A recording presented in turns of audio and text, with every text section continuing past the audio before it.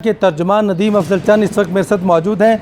मौजूदा मुल्क की सियासी सूरत हाल की बात करते हैं। ये बताइएगा, शहबाज शरीफ साहब तो कोर्ट्स में पेश ही नहीं हो रहे, दूसरी तरफ कहते हैं कि वो पार्लियामेंट में वर्चुअल नहीं बल्कि हाल से खिताब करना चाहते हैं 400 लोगों से। आप क्या कहते हैं?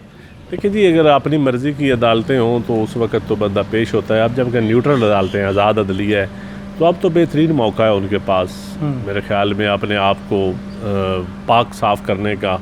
और इस वक्त क्योंकि अकाउंटेबिलिटी आज तक नून लीग की तो हुई नहीं, मैं नहीं समझता। मैंने तो आज तक उनका VIP ट्रायल ही देखा है। मिनिस्टर इनक्लेव में बैठ के कैद काटना और मश जेल में कैद काटने में बड़ा फ़र्क है। लेकिन फिर भी उनको कैदोबंद की सोबतें तो रही हैं, मुल्क बदरी तो रही है।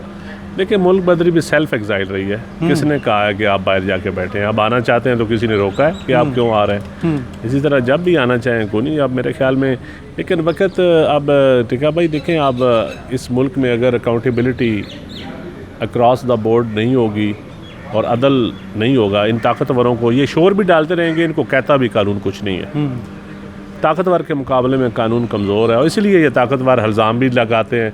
तो मेरे ख्याल में ये अब नैब को और जुडिशरी को सोचना पड़ेगा कि केसेस को मंतकी इंजाम तक पहुंचाना पड़ेगा। अच्छा, ये बताइएगा कि अभी कमीशन ने टाइम मांग लिया, आपको क्या नज़र आ रहा है तवानाई के ऊपर जो रिपोर्ट है, स्कैंडल है, इसके अलावा चीनी का है, आटे का है, और भी कई रिपोर्ट्स आ रही हैं, ये किस तरफ चीज़ें देख रहे हैं आप? प्राइम मिनिस्टर कंप्रोमाइज़ कर लेंगे?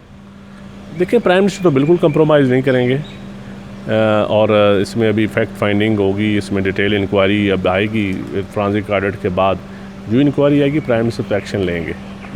अच्छा, कोई किसी की रायत भी हो सकती है, किसी के साथ नरमी भी हो सकती है? नहीं, मेरा ख्याल में रायत नहीं हो। आप कैबिनेट में मुसलसल रहे हैं, ये बताइएगा कैबिनेट में प्राइम मिनिस्टर क्या सोच रहे हैं इस वक्त, सियासी तौर पे पाकिस्तान को कहाँ लेके जा रहे हैं और इन क्राइसिस से, कोरोना की क्राइसिस से कैसे निकल रहे हैं? देखिए जी, कोरोना की क्राइसिस से प्राइम मिनिस्टर कंसेंसस के साथ निकलना चाहते हैं। इसमें गरीब आदमी, मज़दूर, दिहाड़ीदार, छाबड़ी वाले का वो लफ्ज़ इस्तेमाल करते हैं, रेडी वाला, उनको भी, और हमारा इंडस्ट्री जो है, हमारा SMEs, एग्रीकल्चर, प्राइम से चाहते हैं कि जो कोरोना की वजह से जो क्राइसिस में जो तबका भी आया है उसको रियासत का फ़र्ज़ है उसको सपोर्ट करे, उसको बैसाखियाँ क्लचेस मुहैया करे कि वो निकल सके इस क्राइसिस। अच्छा, कैबिनेट में रीशफलिंग का सुन रहे हैं सर, कोई हो रही है तब्दीलियाँ इधर उधर? ये तो प्राइम मिनिस्टर का प्रेरोगेटिव है, जिस वक्त मर्जी करें, ये तो उनका प्रेरोगेटिव है, हक होता है। ये तो पार्लिमानी निज़ाम में ये नॉर्मल चीज़ें होती हैं। अच्छा, कुछ अर्सा पहले तक हम देखते थे, चूँकि अब सियासी तौर पे बड़ा विजन है आपका सर, MKM ने अपनी अलहदा वहाँ पे मस्जिद खड़ी कर ली थी और वहाँ पे लग चले गए, रिज़ाइन कर दिया। एक मिनिस्टर ने, दूसरा भी नहीं आ रहा था। मुस्लिम लीग काफ की देख लें तो वो सियासत थोड़ी सी अलग नज़र आ रही थी। BNP मैंगल देख लें, इसके अलावा जनूबी पंजाब का देख लें ग्रुप। आपको क्या नज़र आ रहा है, इत्तेहादी फिर से मिलेंगे, मुद्दत पूरी करेंगे प्राइम मिनिस्टर, या कि फिर से कोई मुश्किल आने वाली है? देखिए, इत्तेहादी बिल्कुल ठीक है और कोई इशू नहीं है और मौसम साफ़ है, अबर आलूद नहीं है, तो सूरज चमकता नज़र आता है, सुबह चढ़ता है, शाम को डूब जाता है। बादल आएंगे तो फिर बारिश की बात होगी। अच्छा, कैसे ताल्लुकात हैं सिविल मिलिट्री रिलेशनशिप इस दौर में?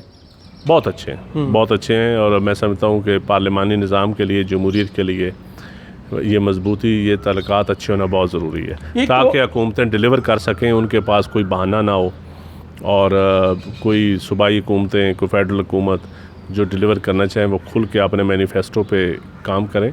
और इस वक्त मैं समझता हूँ बेस्ट सिचुएशन है और कोई बहाना नहीं है डिलीवर ना करने का। दो सवाल आपसे बहुत ज़रूरी करना चाहता हूँ। आप पीपल्स पार्टी के मिजाज को समझते हैं, सिंध वाले खड़े हो गए कि हम बहुत कुछ कर रहे हैं, वफाक कुछ नहीं कर रहा।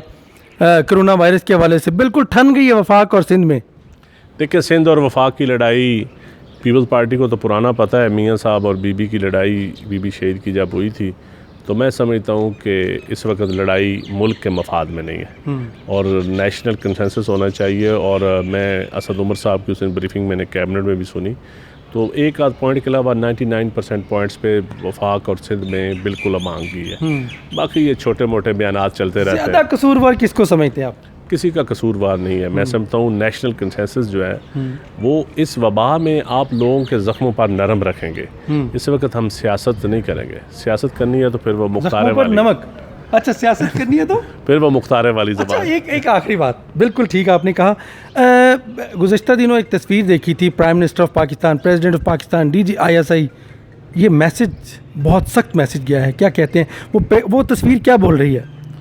मैं तस्वीरों पे तबसरे नहीं करता। अच्छा चलिए मुख्तारे पे तबसरा कर लें। हम मुख्तारा का तो मैं यही कहूँगा, स्टे हो, अपने घर रहें। अगर किसी ने बाहर निकलना भी है, मसाजिद में या मजहबी रसूमात अदा करनी है, SOP के जो हुकूमत ने SOP दी है उस पर अमल करें ताकि आपकी वजह से कोई लोग बीमार ना हो। नदीम अफजल चंद साहब, मैं सिर्फ एक दफ़ा आपका वो पैगाम लोगों को सुनाना चाहता हूँ, नरम सा पंजाबी में मुख्तारे की तरह लोगों को बताएं ज़रा प्लीज़। नहीं, लोगों को यही मैं रिक्वेस्ट कर रहा हूँ पंजाबी में। लेकिन मैं लोगों ने यही कहूँगा कि अपने घर रहो और दूसरे ने बचाओ। अगर बाहर निकलना भी पवे तो इंज निकलो ताकि तुहाडे तो लोग महफूज रहन, ना तुहाडे तो किसी ने बीमारी लगे तो ना तुहाडे तो किसी ने बीमारी लगे। वरना बीमारी आई हुई है, वरना आई है, बढ़ जाएगी। वरना बीमारी बढ़ जाएगी। नदीम अफजल चंद ने अपनी सियासी गुफ्तगू भी की और साथ मुदब्बराना अंदाज में कहा कि वो तस्वीरों पर तबसरा नहीं करते, जिनको पैगाम पहुँचना था वो पहुँच गया। यकीनन इसके साथ साथ उन्होंने कहा कि सिंध और वफाक में कोई बड़ी बात नहीं, सिर्फ बयानबाजी है और साथ ही इत्तेहादी साथ रहेंगे, वज़ीर-ए-आज़म कोई कंप्रोमाइज़ नहीं करेंगे रिपोर्ट्स के हवाले से।